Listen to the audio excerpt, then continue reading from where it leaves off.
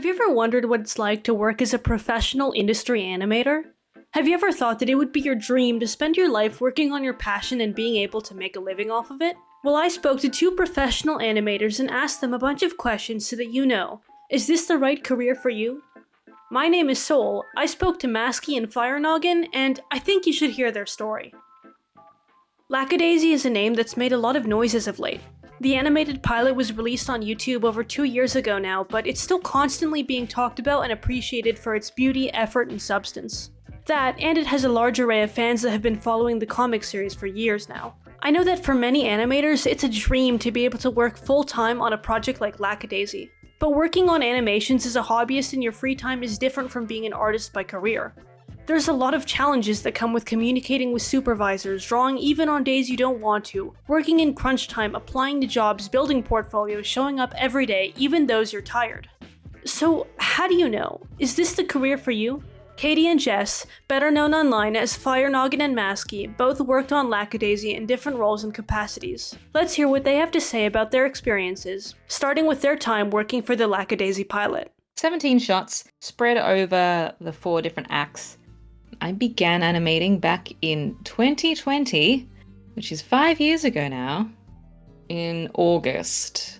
And then personally, I wrapped around, I think it was February of the next year, because I was starting a new show at Wild Brain that was going to require a lot of my time. There was more work to be had. Production had not finished by then, but that was about all I could handle at that point. It's not my project, of course, but it was a dream come true. Really was. I think a lot of people like myself were fans of the comic for years, and to be able to bring it to life in the production was just very special. Not to mention that it was hand-drawn animated, and a lot of the work that I've done professionally is with rigs, it's with builds, mostly using Toon Boom Harmony, but sometimes with Flash as well. So I did cleanup animation for Lackadaisy. It's actually the first time I've ever done cleanup for a job. I actually didn't do a ton, but I was there for a good few months towards the end of the project. I think I did, honestly, 3 shots overall. But yeah, I was a cleanup artist. With Lackadaisy, just being someone who typically does rough animation, making that shift to cleanup, which, like I mentioned earlier, is a lot more technical, and you have to be a lot more careful with your lines and careful with consistency. It was a real challenge for me. When it comes to more technical work, such as cleanup, it hurts my brain, honestly, to work on. So I have a huge respect for cleanup artists after doing that job. Katie mostly works with industry studios like Titmouse on children's shows that you've heard of or maybe even grown up with. Looking at her portfolio, you can see a mix of rigged and traditional work on shows like Cloudy with a Chance of Meatballs, My Little Pony, Teenage Mutant Ninja Turtles, or perhaps if you're a little older, Mythbusters. Conversely, Jess's recent work lies with a studio that, if you have at least a vested interest in indie animation, you're definitely familiar with, Spindlehorse. You can even see some of the shots that she's worked on for Hell of a Boss on her YouTube channel. But hey, there's a big difference between that number of scenes that they worked on for Lackadaisy, and reasons for that too. Let's explore how what you work on and how you work on an animated project contributes to that product. I was mostly working alongside other animators who were doing the same role as myself, because the production is staggered, right? You have a period of time devoted to writing, and then to storyboarding, and then you have your builders if they're building a rig. And then you have the animators and the layout and the background folks step in. And then after that, you have effects animation. And then you have comp, then you have music. So people's start and end dates are at different times. When considering animation as a career, you'll rapidly realize that there's about 1 million different roles that you can take up, significantly more than one might expect at first. Just using Lackadaisy as an example, some of their artists include art directors, character designers, visual development artists, storyboard revisionists, editors, background designers, 3D modelers, composing groups and consultants, quality control checkers, cleanup animators, and more. Everybody has a special something that they will enjoy doing the most, but with so many options, how do you know what's right for you? Well, at first you might not get your top pick. Many roles, such as leads in any category, will require years of experience and skill to work your way up to. But if you keep your options open at first, you'll have a lot more than you can access later on. Which is exactly why in something like an art school, you'll likely be required to take several courses outside of your main niche. Jess mentions how the classes she took acted as building blocks for her skill and benefited her later on. So when I went, a majority of the classes were at the very least art focused. You know, we had our life drawing classes, and those would be like 3 hours where you had your newsprint and you would draw with I don't think it was charcoal that we used, but it was Conte we used. I mean, that teaches you really important anatomy skills that like I could be drawing a certain way and having a bit of an understanding of form and bones and all that. I can kind of think, oh, well, actually this should look this way because there's this specific bone here. And the same for other classes. I mean, you learn about shots and angles and composition in storyboard.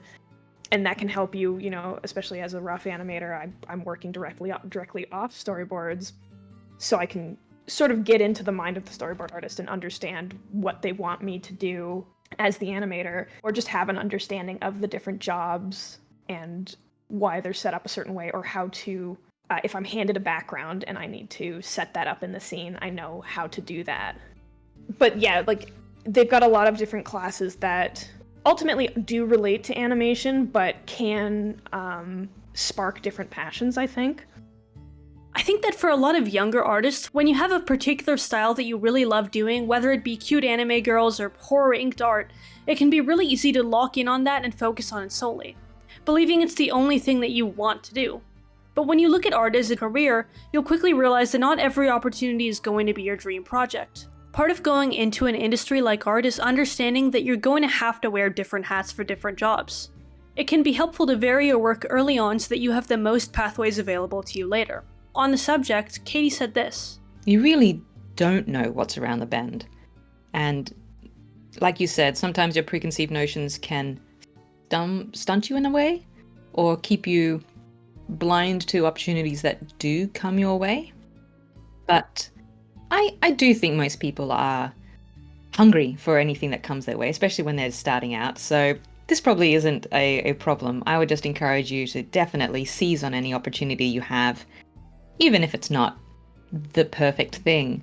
That perfect thing might not come along for quite some time, but when it does, you want to make sure you have a really kick-ass portfolio so you have your best shot at getting it.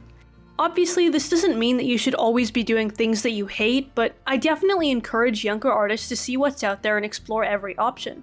You never know when you'll run into your next favorite thing or discover a new passion that takes you further. Which, speaking of passions that take you further, how do you actually land a career in this field? Well, that depends. For some people, that path may be self-study and practice, but others will go to art school. Katie and Jess both landed into studying animation in different ways. So unfortunately, when I went to school was right when quarantine happened. So from the end of my first year to, end of first year to end of third year was all done from home. So I think I did miss a good chunk of just the in-person school experience. However, the majority of my first year and all of my fourth year, I did get to be in person at the school. And honestly, I really enjoyed it.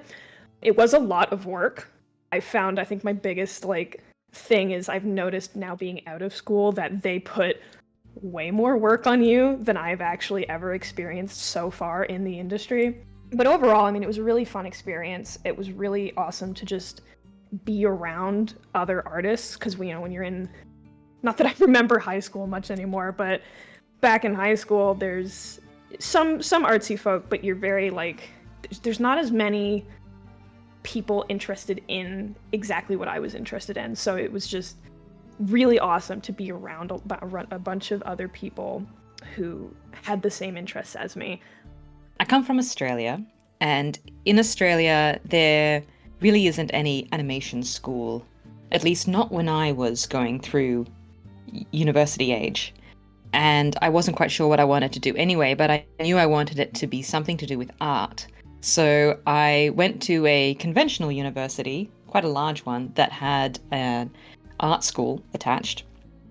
And I was doing that when I also had the opportunity to do a student exchange to Canada, and definitely jumped on that. I love traveling. So I went to Calgary of all places. And when you when you speak to Canadian animators and such, Calgary isn't the place you think of to go for any kind of animation work. But they had a nice visual arts school there, and a elective that I just picked up on a whim, which was traditional animation. And I bloody loved it. It was amazing. It was, while I was doing it, I thought, oh, this is it. You know, this is the thing I really love to do. Here's what people don't tell you about college. Sure, you're there to learn, but an entirely understated part of those 4 years is about building connections and networks that will carry you into the future. For Jess, this meant landing her first animation gig before even finishing school. I actually remember I got a text from a friend who, when I was going to Sheridan, we always had social discords for like each year, and there was a server based on which year you were in, but there were like general ones as well. So the first indie show I worked on, My Pride, was run out of Ontario, Canada, which is where I grew up, and they were looking for Canadian artists. Specifically, they were looking for a storyboard revisionist who, you know, had experience drawing like cats specific, because the show is about lion characters. A lot of my friends who knew that I was into drawing creatures and whatnot started tagging me and said, hey, you should check this out. So I went through with it, and sure enough, it ended up being like a really good fit for me. You'd be shocked just how many opportunities you can get by knowing the right person, so it's not a bad idea to make connections early on. Sometimes just being friendly and kind is enough to get you into the right door. Although, those are traits I think pretty much anyone could aspire for. But hey, listen, I get it. Times are tough right now. The industry is going through a lot of turmoil, so it'd be good to make yourself the best possible candidate for any role you're looking to work in. Luckily, Katie and Jess shared some of their tips for making yourself look like the best option. Well, a recruiter will generally be looking for something that is similar to the show that they're recruiting for, right? That's a good tip for anyone putting together a portfolio specifically for a job. Say it's for the Ninja Turtles, for example. When I put together the reel for that, I included as much hand-drawn animation as I could. And then I also put in, from my rigged shows, as much action as I had done. So I tailored it to what this show was going to demand of its animators, just to show that I had the chops, and I could bring a level of knowledge, even if, like with any show, there's a level of training that you need to do before you really hit your stride. It's good to show a variety. So if you have a great variety of styles that you have already worked on, feel free to include some variety in your reels, no matter what you're applying to, because then that shows the recruiter and it shows the producer that you are flexible and you can be relied upon to change your own personal style to that of the production. And that's really what they're going to be looking for. Yeah, honestly, the biggest thing for me just has been connecting with people. A lot of the jobs that I find are because I had a friend who went, hey, I know this thing is hiring for this position, or like, I'm part of this project and I think you would do really well on it and we're going to need somebody soon. Almost every single one of my jobs that I found has been from a friend sort of elbowing me, going, hey, check that out. I mean, even like the biggest example was one of my closest friends in college. We had our tables next to each other at the big industry day at the end of the 4th year, and there was representatives from different studios walking around, and the Titmouse representative was walking around, but didn't end up stopping by my table, so my friend sort of elbowed me and she said, hey, like, I don't know if you've talked to that guy yet, that's the guy from Titmouse. And so I was able to like find him, go over and talk to him, and then from there we went back and forth, and then I ended up getting a job offer from them. Wow. And I wouldn't have done that if my friend hadn't pointed that out to me. Being good to work with is probably one of the most important things, to be honest, because people remember. You can be an extremely talented artist, but if you're a dick to work with, folks remember and they're just not going to hire you again. Not unless they really have to, right? But if you are just a delight to work with, if you are interested, and you are willing to learn and you bring your best, I mean, I don't think anything can stop you. Folks are going to want to work with you. Honestly, those soft skills are very important. Talent is definitely not everything. I swear, I work with people who are far more talented than I. All I bring to the table is that I love what I do and I keep at it. And I think that's served me well. A lot of it is that, I mean, with school, you get placed next to people, so there's sort of opportunities for you to say hi there. Otherwise, I've gone to conventions and just been in line waiting for something and just sort of pushed myself to say hey to who's standing next to me, and I've made friends that way. There's networking events out there that you can go to, and people are there also looking to say hi to people. Sometimes it's just saying hi to the person next to you. Listen, it's no secret on this channel I've talked about community a lot, but there's a reason it always gets brought up. Skill is important, but it can only take you so far. At the end of the day, humans are social creatures, and when you lose the energy to work, to be constantly drawing and upping your skill, you need something that holds you up in the meantime. That thing will be your community. Because during COVID, you understand, a lot of people were sent home, and well, pretty much everybody. And even when we had the opportunity to go back, a lot of people didn't take that opportunity. They just preferred their home setup.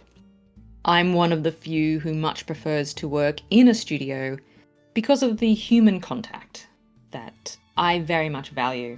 I think there is something lost when you don't have that face-to-face connection at least a couple times a week with your fellow artists, with your fellow animators, especially when you are young and starting out and you want to make those connections. It's quite wonderful, the friendships that you can make. And I gotta say, we are social creatures. Personally, I feel we make much stronger connections when we are face to face. And a lot of very spontaneous things can happen, like deciding to do some little projects together, deciding to make a little short film with your friends, or deciding to, hell, just go to the aquarium to draw fish together. Or, go to the archery tag to shoot bows and arrows at one another. There are very strong friendships that you can make, and that later do become important when things become hard, or if you're looking for work. Those connections are everything. Not to mention just making you feel part of life, COVID was very difficult for a social creature like myself. I questioned for a while there whether I should even go back to Australia, because if I couldn't see my fellow animators face to face, what was the point of me being in Canada? Like, I came all this way to be with other artists, not just to have a career. When Katie told me that last sentence, it really stuck out to me. As an artist, a lot of my work is done alone. I spend hours drawing, writing, editing, whatever it may be, alone. But I've always had people around me who I've shared my work with, and that's always been so much of the joy of creating. It's not just drawing lines on your tablet, it's getting to show it to people who are just as interested and passionate as you are. The excitement and motivation that comes with sharing and seeing your friends' work encourages you to improve further and keep making. Just knowing that there are people there that care about you will do a ton for you, and by extent, your art. But okay, you probably get the point. Make some friends, it'll benefit not only your career, but also your lifestyle and health too. By now, you're probably wondering what's it actually like to work on a project like Lackadaisy, or any other industry project for that matter, day by day. Personally, I've always wanted to know how much creative freedom you get when working as an animator for a larger project. Let's hear some more about it. Some productions are very strict on the animation style, and so you follow the client's directive, essentially. The main aim is for any show to look as though it's been made by one person. I think you could say that's the aim. Everything must be consistent. In reality, there's always little differences between people's shots, and once you get to know your workmate's animation style, sometimes you can pick up who's done which scene. But the job of an animation supervisor is to try to make it all as consistent as possible. Much of Fable's role as director of Lackadaisy would have been the same. They would have wanted a consistency across many scenes so that it doesn't look like there's 25 different people making this film. It's meant to feel like the one world. That said, there's definitely room to add your flourishes, and that is always, when done well, a conversation between you and the director. You might want to add something that the storyboard artist hasn't, or perhaps, as can sometimes happen, the storyboard artist has put in too many poses. And while that looks good when they are still images, once it's all connected together to be an animation, usually that means that it's going too quickly and your eyes don't have enough time to read each different pose before you're rushing off to the next one. So sometimes you need to actually cut out poses that the storyboard artist has drawn. But as always, that's a conversation between you and the supervisor or you and the director. You say, hey, I've just noticed this. What do you think? And if they trust you and your instinct and your work, then they'll let you go ahead and at the very least experiment. So you can definitely bring your own judgment to these scenes. I briefly worked at Titmouse for a few months, and I worked on their first season of the new Ninja Turtles show, based on the Mutant Mayhem films. Once again, that was a unicorn of a project because it was hand-drawn animation again, love it, and it was action. And I tell you what, I've been working on a lot of kids content where you don't normally have the characters punch each other. That's sort of a big no-no. But here, we were encouraged by Nickelodeon to get very violent, which was brilliant, just brilliant. We could have sword fights. I had Raph getting punched multiple times in the face by a robot. They were just happy with it. I drew a teeth flying off at one point, and they were like, love it. It's like, yes. I have been an animation supervisor a couple of times, and I would encourage everybody, talk to your local friendly animation supervisor as much as you can, because their whole role is to help and to manage the team. So yeah, they're your best resource as an animator. Talk to them all the time, please. If you're lucky enough to be having dailies, which means you get to see other people's work on a daily or weekly basis, then that usually creates a friendly competitiveness where you'll see somebody do something awesome and you're like, man, I want to do something awesome. So you put a bit more effort into your scenes. On the flip side, you might see that somebody's done something that you can reuse. So you don't have to double up on the work that's already been done. So you're like, I need to have this character stand up from a sitting position and go running. Oh, my mate over there has already done that. I'll just go into his scene, steal his work, and repurpose it for myself. That's very good because it means, you work efficiently as a team. It's become more in vogue lately, at WildBrain in particular, and we were doing it at Titmouse as well. It's not always compulsory for people to show up, but it's very valuable, so usually people do. While Katie has largely worked with industry studios like WildBrain, Jess's portfolio includes more freelance or indie work, most recently working with Spindlehorse on Hell of a Boss. She details her daily life and schedule when animating, and how having a set deadline can be an incredibly useful tool. Yeah, I've actually been working with Spindle for just over 4 years now. I think the 4th of this month was my 4th year being with them. I've really enjoyed it. I started working with them, I think, just before my 3rd year of college, and I've sort of just stuck around since. I've even worked with them on the side while I was doing other work, and I found it a very enjoyable experience. I've met a lot of great friends again through them. I've made some great connections. I've had a lot of fun working on the projects, and I do, intend to keep working with them for as long as they'll have me. I work a typical 9 to 5 as of right now. Back in school, I was not working a typical 9 to 5, but now that I'm out of school and more focused on, I've just got one job, I don't have a million assignments of different things. I found that the 9 to 5 schedule works really well for me. I get up at 7 to 8, get breakfast in, whatever, start around 9, work until 5, and then from there, sometimes I will still animate more because I'm doing my own thing. So sometimes I do animate for a majority of the day. I have no idea how many hours that would be, but I think it's really important for myself to have a very clear 9 to 5 schedule with work versus personal work. One of the biggest struggles that I encountered working from home that working in person sort of helped me get better at was time management. You know, I would sleep in and I would start the day late, and then I would lose track of, you know, how many hours I'd worked, and it was very easy for myself working at home to excuse working far too late.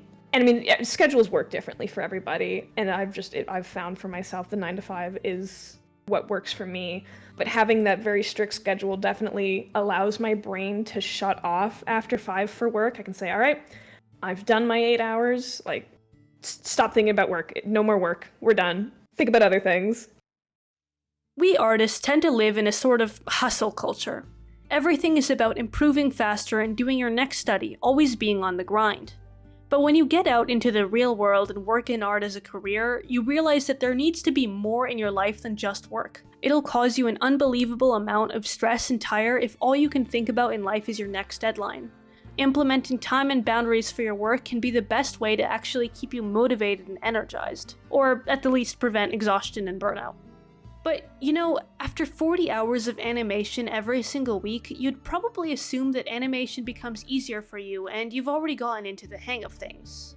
And while some things definitely get easier with time, Jess mentions how she still faces challenges all the time, and to her, that's part of the appeal.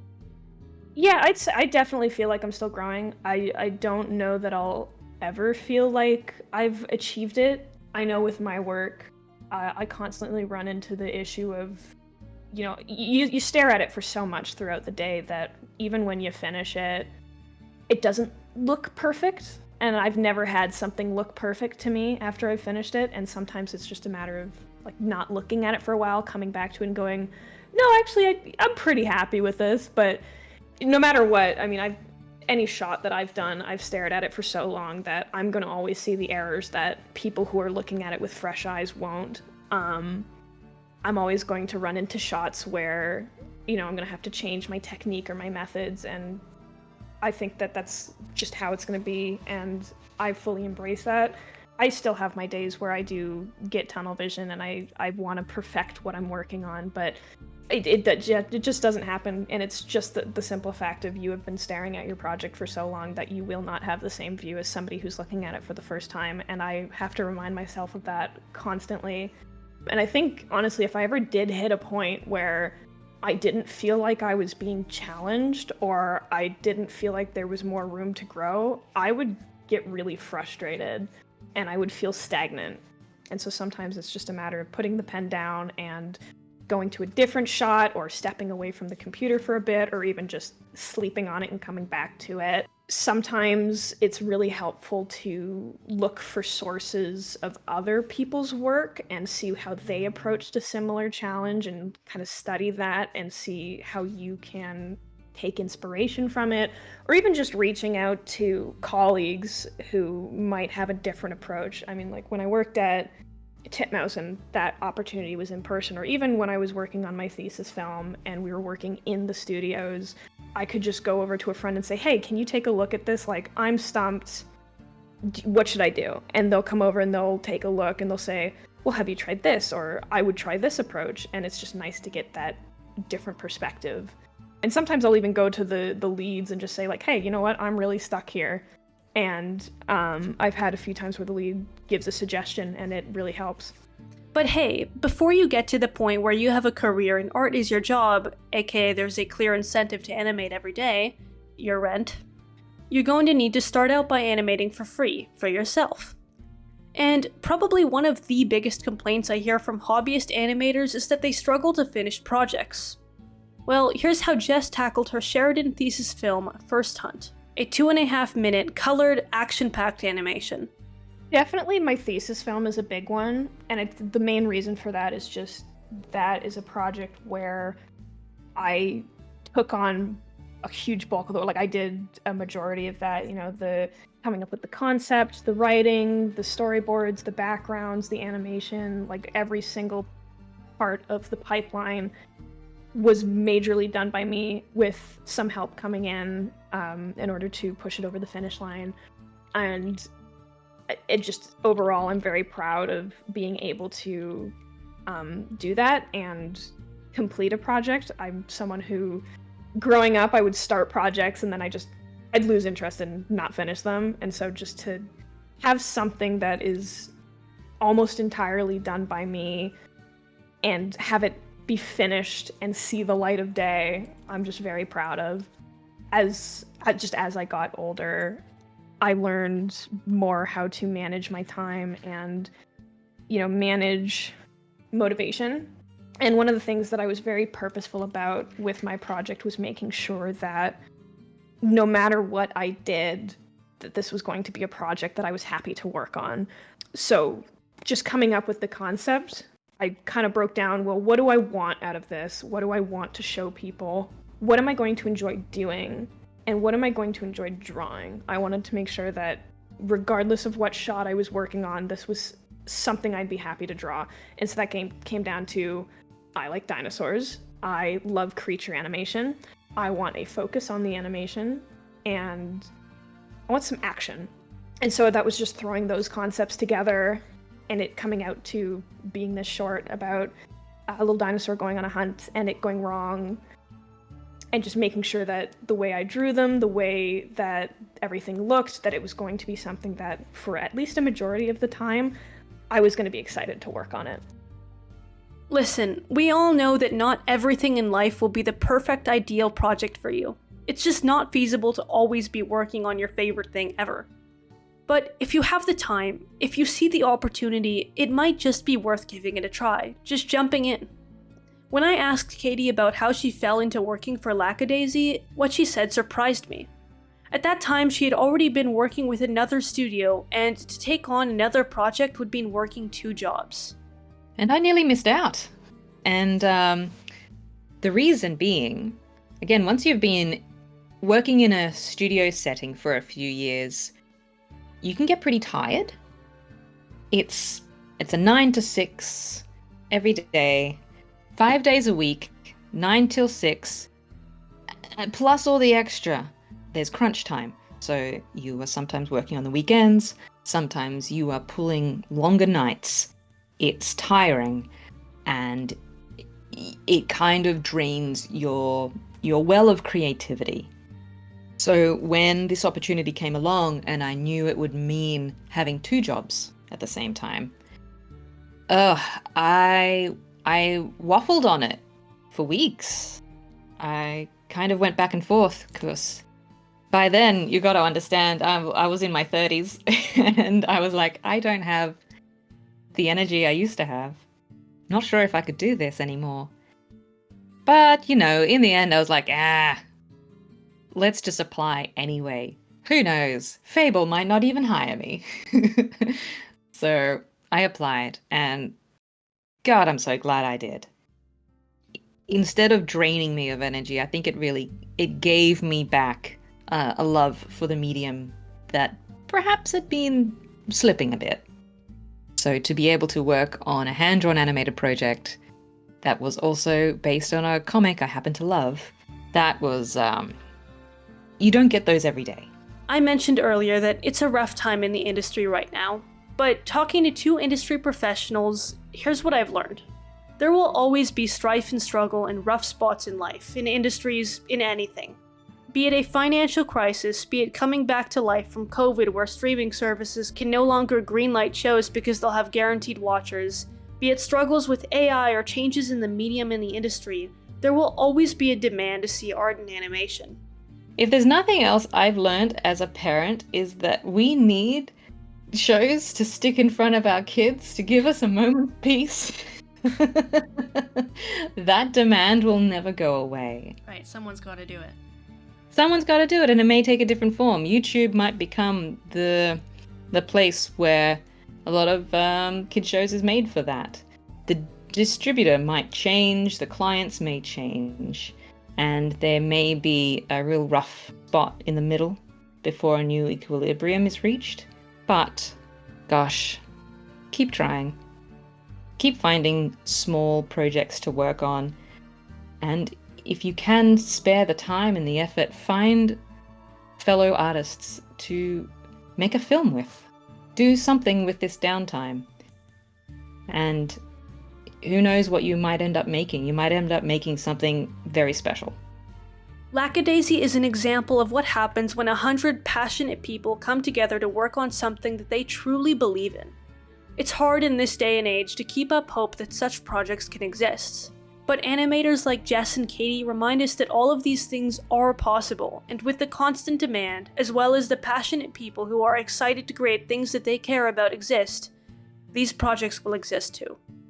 We talked today about 2 possible paths that 2 artists have used to make their own way, but those aren't the only ones. If you dream of working on projects like this, even through the potential strife and struggle, I encourage you to walk your own. I want to first thank both Katie Winchester and Jessica St. Amand for working with me on this project. Both of them were super kind and helpful, and obviously super willing to share and talk about their experiences. Sorry that this video took me a while to get out. Obviously it was a bit longer and in a slightly different format, so I wanted to make some new art for it. I hope you guys enjoy the more podcasty approach to the interviews. I have some really talented solo animators that are up next, and I can't wait to share. Other than that, I want to say thanks for the support, thanks for watching, and I'll see you around. Have a good one.